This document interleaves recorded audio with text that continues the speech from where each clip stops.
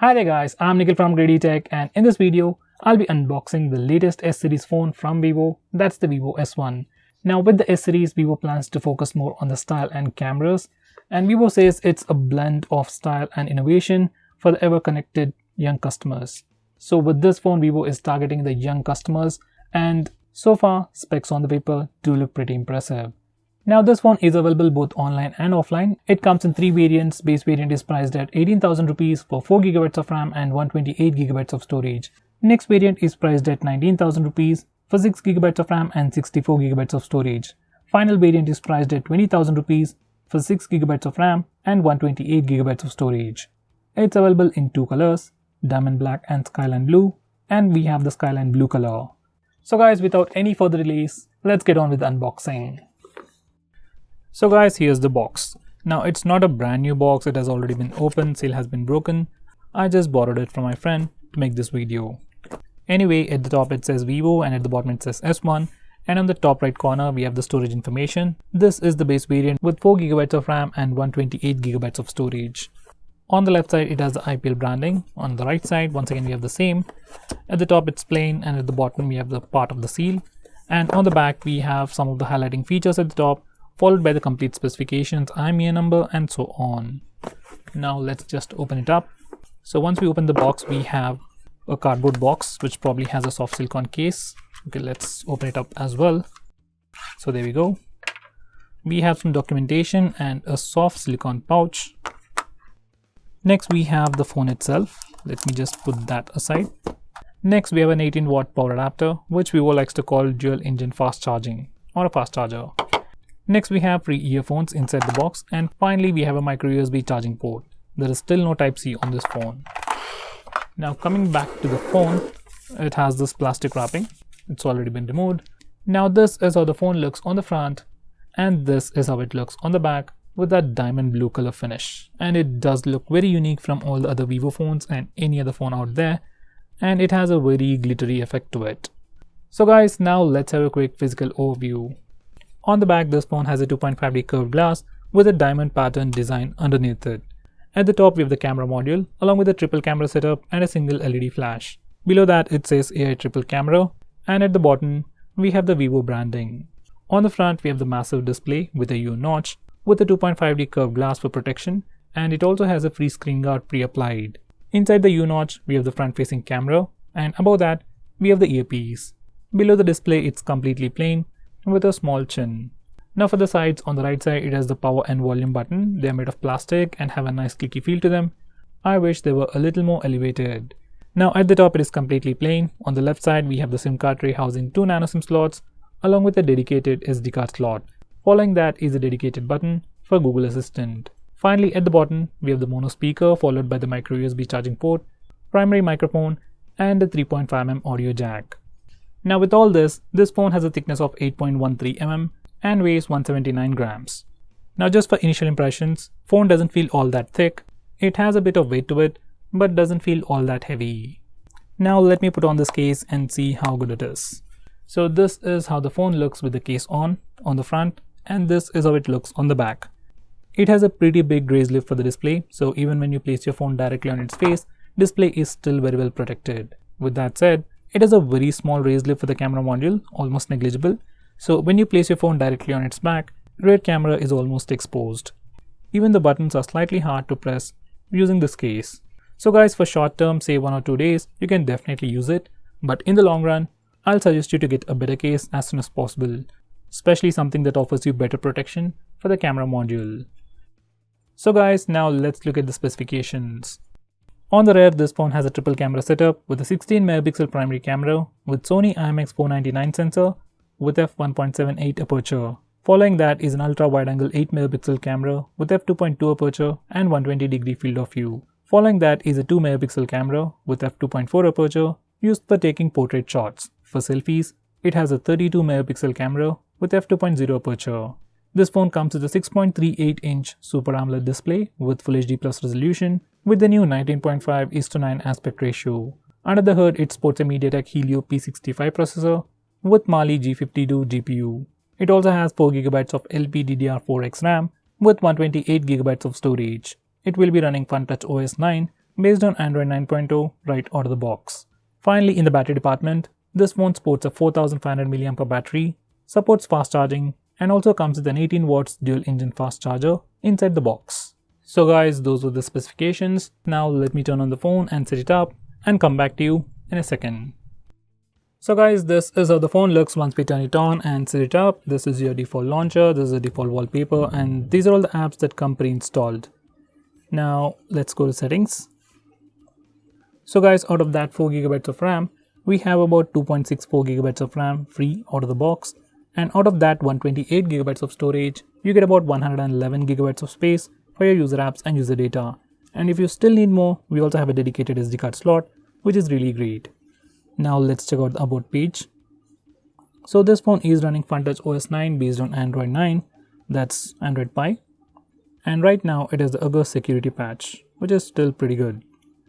Now let's check out the camera interface. Now this is the interface for the rear camera, and it looks pretty similar to all other Vivo phones. You can swipe left or right to change between different modes. Now over here we have some toggles. The first one is for image recognition. Next one is a regular timer. Following that is filters. And over here we have portrait mode. Now using this particular portrait mode, we can actually change the amount of background blur effect we want before taking a picture. Now besides this portrait mode, we also have an extra portrait mode for human subjects. So if you want to take portrait shots of humans, then this is the one that you should use. And over here we also have different studio lighting effects, just like the iPhones. Now by default, your phone will use the default 16 megapixel camera. If you want to use the wide angle camera, you have the toggle over here. Once you click it, you switch to the wide angle camera. Now for the modes, you can swipe left or right to change between different modes. For video recording, we can record video in maximum 1080p. There is no 4K recording on this phone. Next we have fun video, where we can go slow motion or fast motion, that's like hyperlapse. And we also have ultra slow motion, that's a new feature. Next we have AR stickers, where we can add stickers like this to your face. That too for the rear camera. Now on the left side we have AI beauty mode, and you get all different beauty options from here. You can change the skin tone, you can whiten it, you can thin your face, and you have all these options. Now following that we have panorama mode for the rear camera, pro mode, and finally dock mode to take pictures of documents. Now let's check out the front camera. So this is the interface for the front camera and initial impressions. Front camera definitely looks pretty good. Now this S series is supposed to have pretty good front facing camera as well, and according to Vivo, it has the best front camera in this price segment, and it does look pretty good. Now to take portrait selfies on this phone, we have a toggle over here, just click it, and you also have studio lighting effects just like with the rear camera. Now on the left side we have the AI beauty mode, which gives us a lot more options.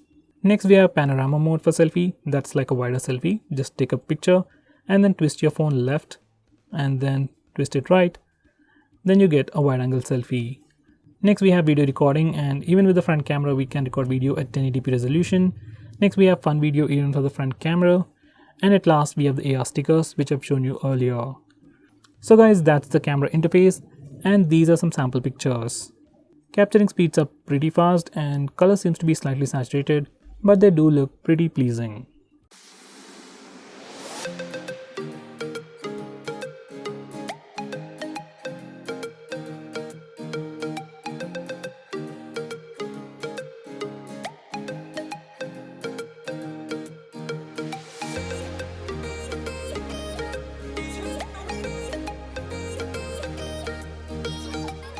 So guys, now let's test the speaker loudness.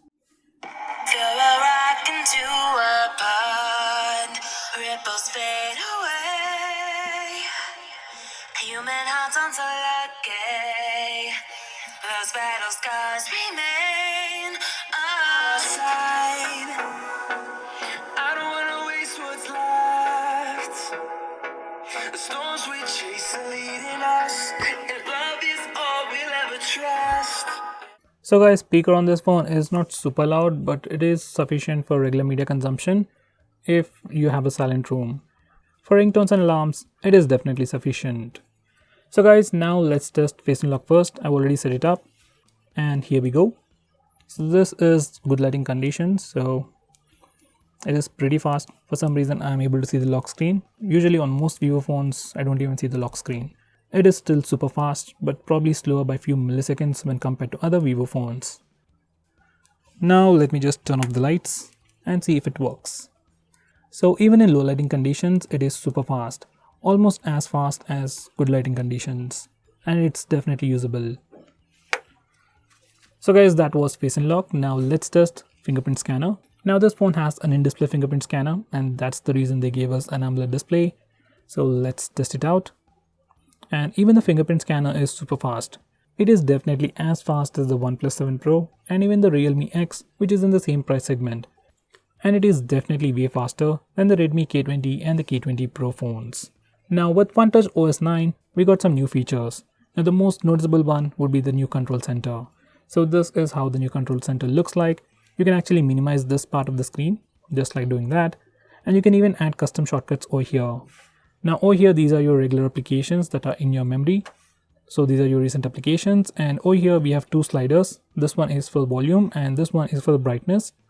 Now on the left side we have all the toggles, and if you want to rearrange them, you can do it by clicking this button. Now another interesting feature about this phone or the new OneTouch OS would be the dark mode. So to enable it, go to settings, then select display, and you have it over here. Just enable it and most of the UI elements will change to the dark mode.